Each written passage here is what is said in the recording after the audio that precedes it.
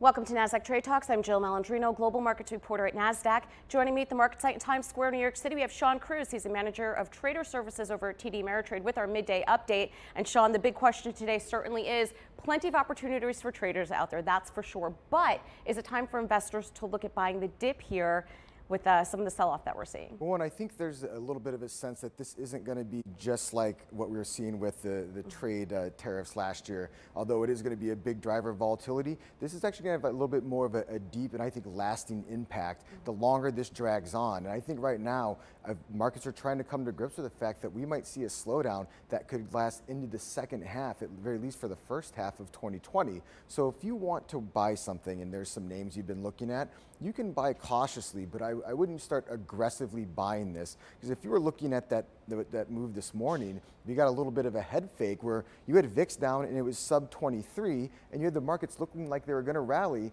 If you took that as I need to jump in and try and catch this falling knife, and the move we've seen this afternoon, we've seen accelerated selling. We've now got the VIX, last time I checked. Yeah, actually, let's pull up our first chart here with the VIX here, because we're about at that 20, I'm not sure exactly where we are right now, but this is a reading of about 26 here. I think it's around 27, 28 last time I looked. It was up around 27 or 28. So if you're looking at this market and trying to figure out, is there some buyers that are come back in? Are people feeling like going in and taking on more risk?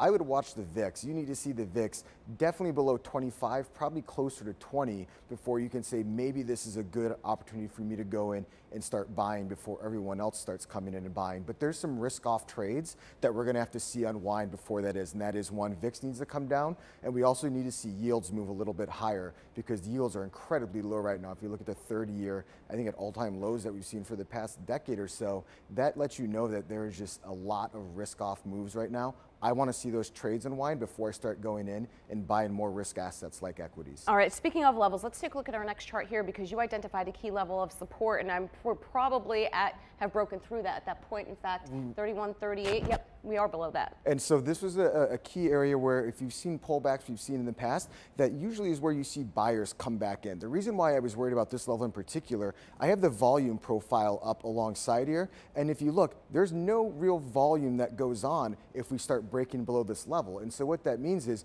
you could see us move pretty quickly down into some of these lower levels, closer to 3,100 if we don't get buyers coming in. Because the one thing that's going to stabilize this market and really cause us to at least stop here or maybe even turn back around, you need buyers that want to come in and buy. Look at the volume profile. There's really no one that wants to do much of anything here in the range we're trading in. So you need to start seeing some buyers step up, or at least the selling abate a little bit. And we may see some sellers start to get exhausted, especially after the move we're seeing today. All right, let's move on to our last chart here. This is a Russell 2000, and below its moving average as well. They are, and so this is actually interesting to see. The Russell has been underperforming some of the other markets today. I think what you're seeing there is investors are starting to come to terms with the fact that even though you look at the Russell is usually insulated from global concerns because they generate a lot of their revenues here domestically in the U.S., that isn't necessarily the big risk here. The risk is on the supply chain side. And if you're looking at Russell 2000 companies, they typically do source overseas. You will have some come out and say, well, we source from Mexico, but the problem is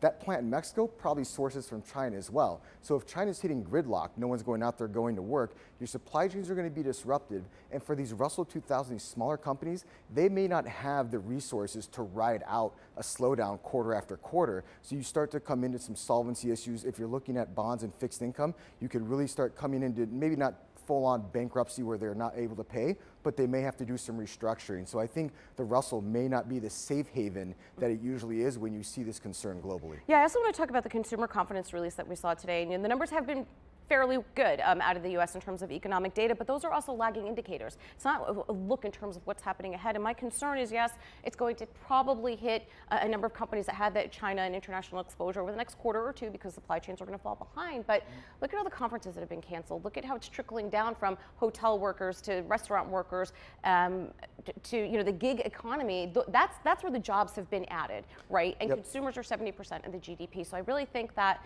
consumer confidence in the story of 2019 2019 with a healthy consumer spend, that's really concern of mine, in addition to what we might see with earnings. And I think it's really important. When I was looking at this consumer confidence number, you're absolutely correct that this is some sort of a lagging indicator, and that's why every time I get any sort of economic release out, the first thing I do is I go look and see what that survey week was or what period that covers. So the consumer confidence numbers, the headline actually came in pretty solid. I think there wasn't anything concerning in these numbers, but those numbers were taken as of February 13th or earlier. So if you think about when we've seen the real shakeup happen in the markets, certainly over the past couple days, but the coronavirus started to seem like it was picking up pace over the last 10 days or so, and you sort of fall out of that survey period. So I think you need to wait and look at some of the data we're going to have coming out here in March to get a full view of how the coronavirus spread is impacting not only some of the hard industrial data, but certainly a lot of the sentiment data too. I think we're going to get a better read through here. Speaking of numbers and speaking of data, it feels as if there's a lot of mistrust out there in terms of what kind of data is coming out around the coronavirus. Then you have the CDC who came out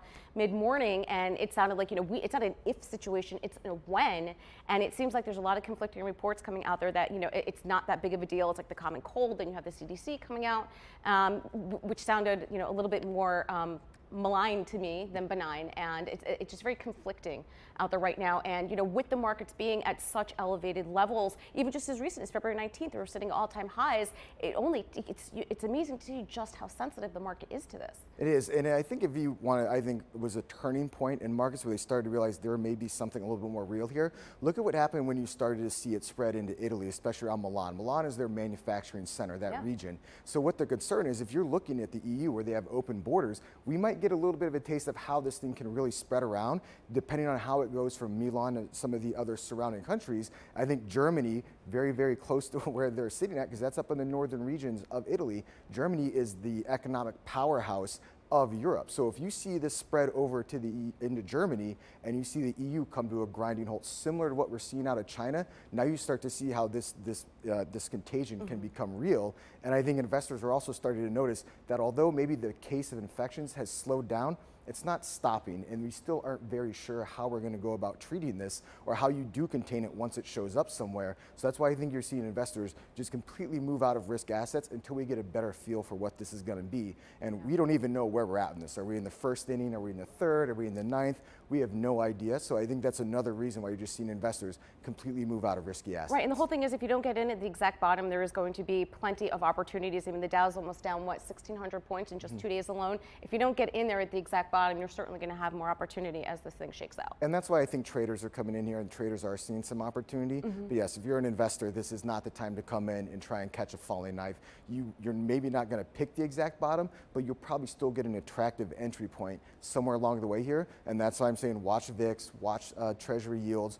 Those are going to be the first sign that people are starting to move out of those safe havens and back into risk. All right, Shawn, great advice as always. Thanks for joining us at MarketSite. And thanks for joining me on Trade Talks. I'm Jill Malandrino, Global Markets Reporter at Nasdaq.